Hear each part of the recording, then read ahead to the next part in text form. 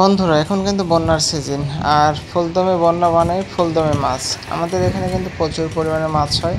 আর এখন যেহেতু ফুলদমে বন্যা, আর আজকের আবহাওয়াটা একটু খারাপ, হয়তো বা তার জন্য মাছটা একটু কম হচ্ছে দেখে মাছ মারার জনগণ একটু কম। তাছাড়া যদি একটু আবহাওয়া ভালো থাকতো তাহলে দেখতেন যে এখানে সবসময় 15 থেকে 20 জন মানুষ না হলে তো মাছ মারেই।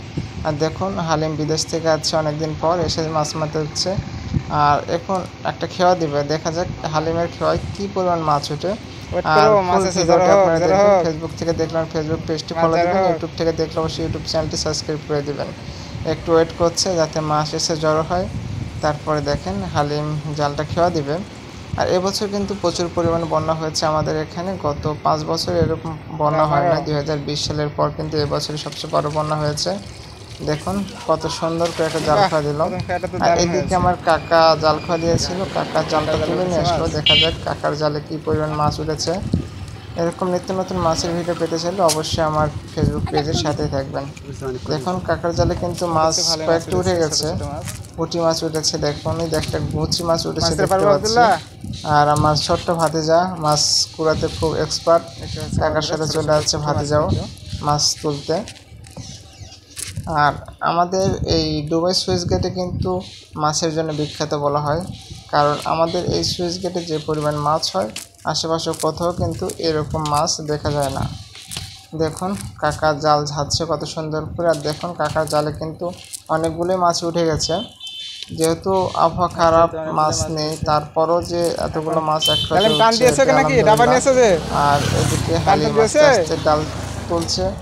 দেখা যাক হালিমের জালে কি পরিমাণ মাছ উঠে। এই তো জাল তোলা হয়ে গেছে, এখন কাছে নিয়ে এসে ঝালে বুঝে যাবে যে হালিমের জালে কি পরিমাণ মাছ উঠেছে। আর আপনারা অবশ্যই যদি মাছের ভিডিও দেখতে ভালোবাসেন আর আমাদের দুবাই ডারার মাছের আপডেট যদি পেতে চান অবশ্যই আমার ফেসবুক পেজটি ফলো দিয়ে আমার সাথেই থাকবেন। দেখা যাক কি পরিমাণ মাছ উঠেছে কি না। না, হালিমের জালে প্রথম খেওয়া দিল, প্রথম খেওয়াতেই কোনো মাছ উঠে নাই।